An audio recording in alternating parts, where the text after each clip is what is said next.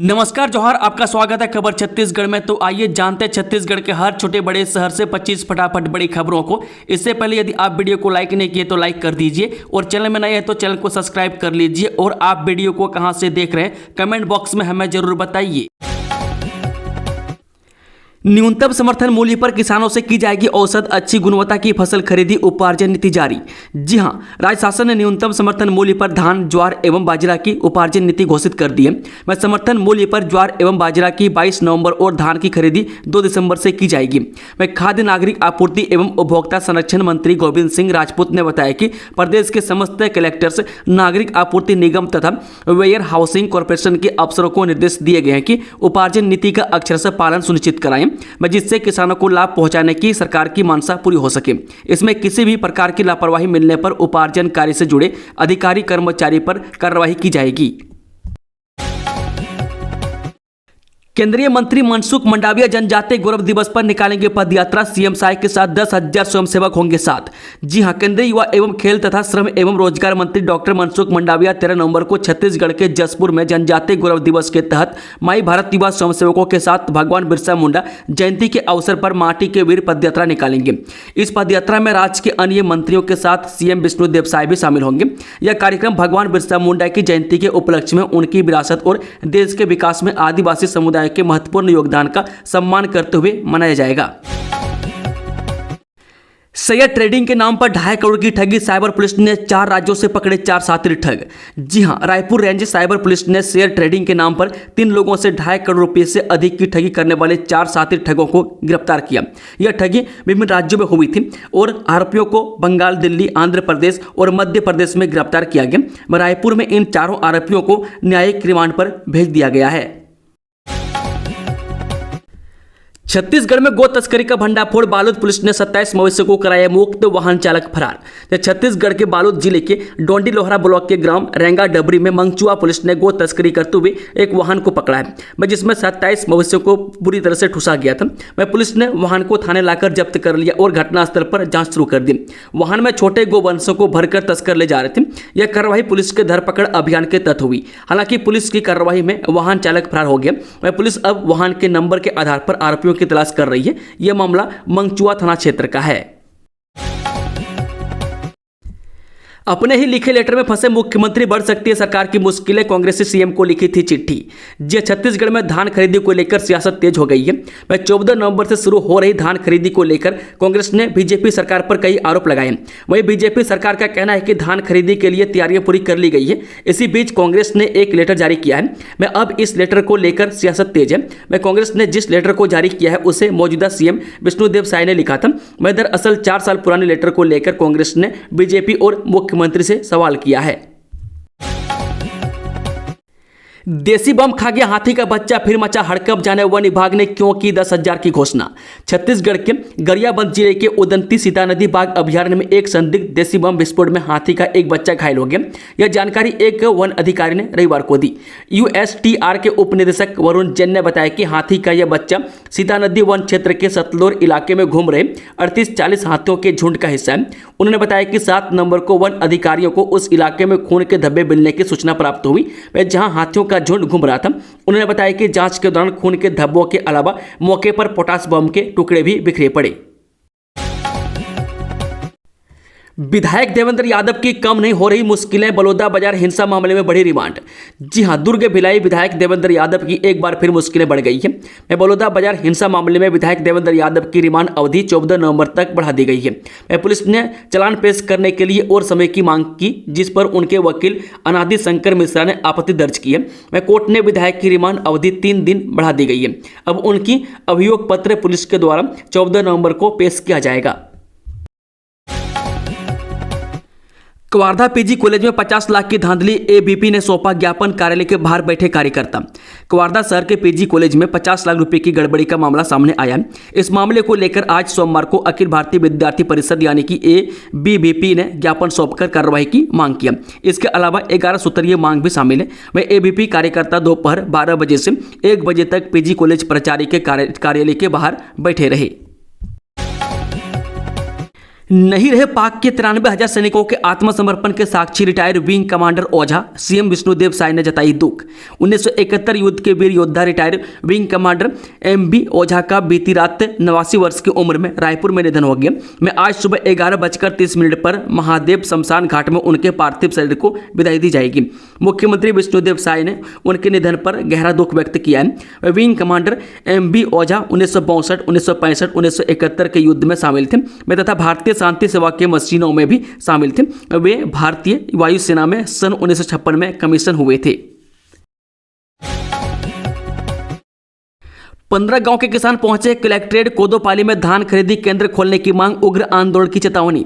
जिले में धान खरीदी शुरू होने से पहले कोदोपाली में खरीद केंद्र खोलने की मांग को लेकर आज 15 गांव के 500 किसान कलेक्ट्रेट का घेराव करने पहुंचे।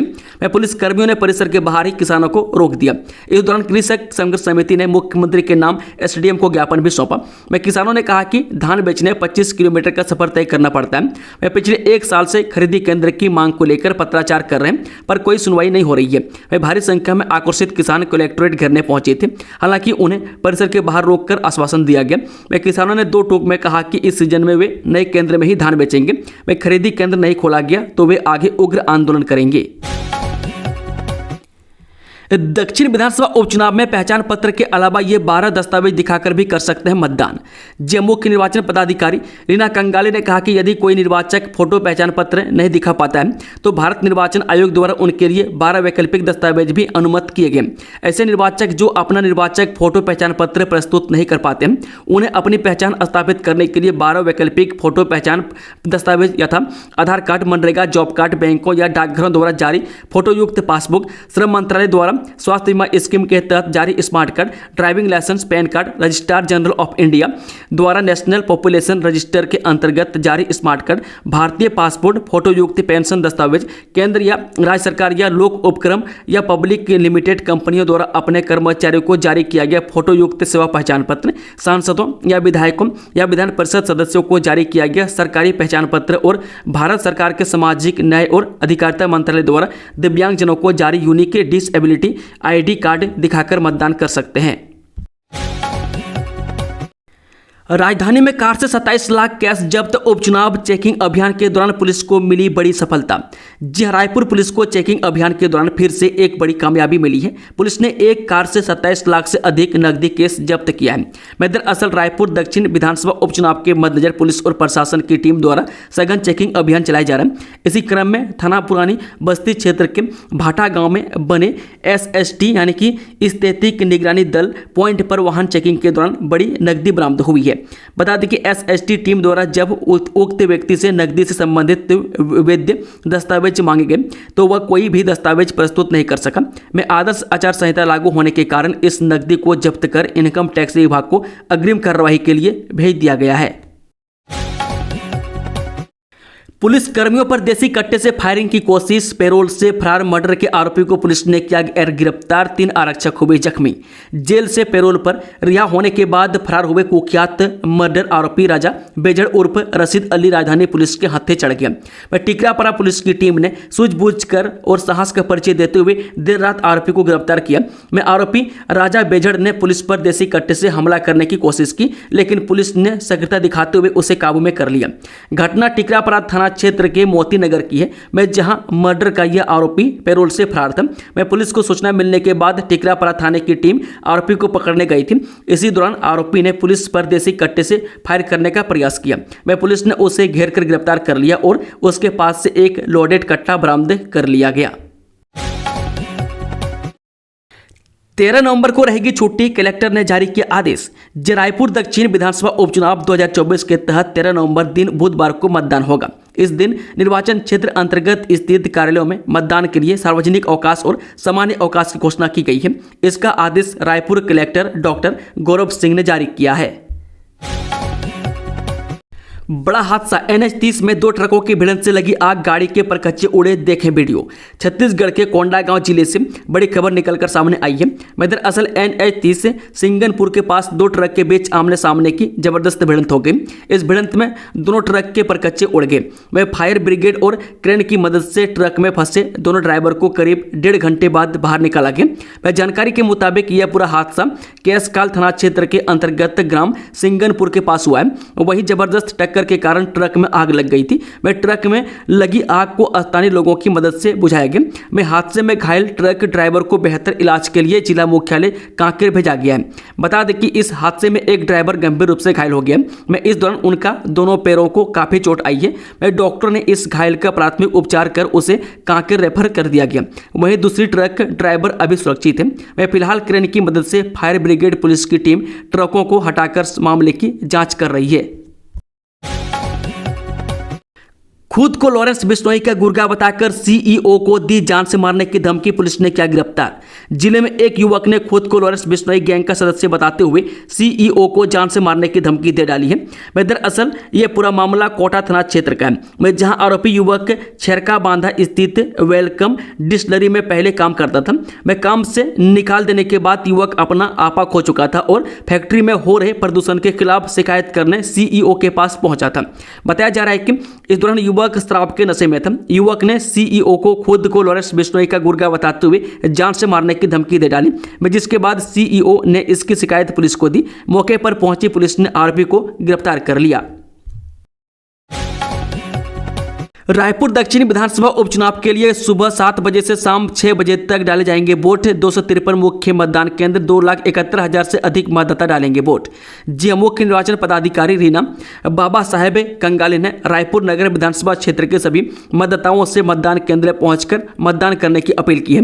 रायपुर नगर दक्षिण विधानसभा उपचुनाव निर्वाचन के लिए 13 नवंबर को सवेरे 7 बजे से शाम 6 बजे तक वोट डाले जाएंगे। इसके लिए निर्वाचन क्षेत्र में 253 मुख्य मतदान केंद्र और 13 सहायक मतदान केंद्र बनाए गए हैं। उप निर्वाचन क्षेत्र में कुल 2,71,169 मतदाता अपने मताधिकार का इस्तेमाल करेंगे। इनमें 1,33,800 पुरुष मतदाता, 1,37,317 महिला मतदाता और 52 तृतीय लिंग मतदाता शामिल है। प्रधानमंत्री आवास योजना ग्रामीण आवास मित्र भर्ती के लिए दस्तावेज सत्यापन 22 एवं 23 नवंबर को। प्रधानमंत्री आवास योजना अंतर्गत आवास मित्र या समर्पित मानव संसाधन भर्ती के लिए आवेदन आमंत्रित किए गए थे। वे प्राप्त ऑनलाइन आवेदन के अनुसार अभ्यर्थियों की सूची तैयार कर ली गई है। वे अभ्यर्थियों द्वारा सूची एवं दस्तावेज सत्यापन प्रारूप का अवलोकन जिले की वेबसाइट पर किया जा सकता है। मैं जिला पंचायत CEO S आलोक ने बताया कि सूची में शामिल अभ्यर्थियों को दस्तावेज सत्यापन प्रारूप और आवश्यक दस्तावेजों की स्वप्रमाणित प्रतियां लेकर उपस्थित होना है। मैं दस्तावेज सत्यापन प्रक्रिया जिला पंचायत महासमुंद के सभा कक्ष में 22 और 23 नवंबर 2024 को प्रातः 9 बजे से आयोजित की जाएगी। मैं इनमें क्रमांक 1 से 1200 तक के अभ्यर्थियों का दस्तावेज सत्यापन 22 नवंबर को तथा क्रमांक 1201 से 2422 तक के अभ्यर्थियों का दस्तावेज सत्यापन 23 नवंबर 2024 को होगा। शासकीय मेडिकल कॉलेज में रैगिंग, 50 छात्रों के मुड़वाई, सिर थप्पड़ भी मारे, 2 छात्र निलंबित। MBBS के 9 प्रवेशी छात्रों के साथ रायपुर के शासकीय मेडिकल कॉलेज में रैगिंग हो गई है। वह 50 छात्रों के सिर मुड़वाए गए और उन्हें थप्पड़ भी मारे गए। वह छात्रों को सिर पर तेल लगाकर आने को कहा गया और उनकी फोटो भी मांगी गई। मामले की शिकायत NMC से हुई और सोशल मीडिया पर कई जिम्मेदारों को इसे टैग किया गया, जिसके बाद कॉलेज प्रबंधन सक्रिय हुआ। एंटी रैगिंग कमेटी ने द्वितीय वर्ष के 2 छात्रों को निलंबित कर दिया। वह कॉलेजों में एंटी रैगिंग कमेटी बनी हुई है, मगर उन्हें इस बात की जानकारी तब हुई जब मामले ने सोशल मीडिया में तूल पकड़ा। यात्रियों को अब बस की लोकेशन का मिलेगा लाइव अपडेट, सफर होगा और भी आसान, अवैध वसूली पर लगेगी रोक। छत्तीसगढ़ सरकार ने यात्रियों की सहूलियत और सुरक्षा को ध्यान में रखते हुए CG बस लोकेशन ऐप लॉन्च किया है। इस ऐप की मदद से अब यात्री बसों की लाइव लोकेशन जान सकेंगे, जिससे यात्रा की प्लानिंग करना आसान हो जाएगा। इसके साथ ही अवैध वसूली और बसों के अनाधिकृत संचालन पर भी लगाम लगेगी, जिससे परिवहन प्रणाली और सुरक्षित व पारदर्शी बनेगी। इसमें राज्य के भीतर और दूसरे प्रदेशों के बीच चलने वाली अंतर्राज्यीय बसों का ब्यौरा फीड किया जाएगा। इंटरनेट युक्त एंड्रॉयड फोन पर इसे डाउनलोड करने को कोई भी बसों की लोकेशन, टाइमिंग और किराए सहित अन्य जानकारियों को देख सकेंगे। मतदाता जागरूकता अभियान के तहत अंगुली पर लगी स्याही दिखाने पर शहर के होटल रेस्टोरेंट में मिलेगी 30% तक छूट। अलग अलग होटलों में 5 दिनों तक आकर्षक ऑफर।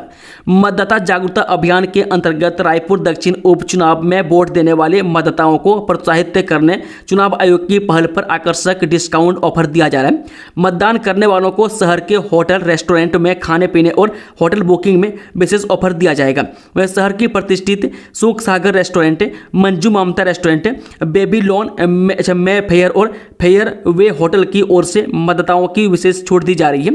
इस डिस्काउंट ऑफर का लाभ लेने मतदाताओं को अपने अंगुली पर लगी स्याही दिखानी पड़ेगी। दोस्तों, खबरों का सिलसिला समाप्त होता है। अगर जानकारी पसंद आई तो वीडियो को लाइक, शेयर, चैनल को सब्सक्राइब जरूर कर लें और कमेंट बॉक्स में कमेंट करके बताएं कि आप न्यूज़ को छत्तीसगढ़ के किस कोने में बैठकर देख रहे हैं। Thank you, all the best. जय हिंद, जय भारत।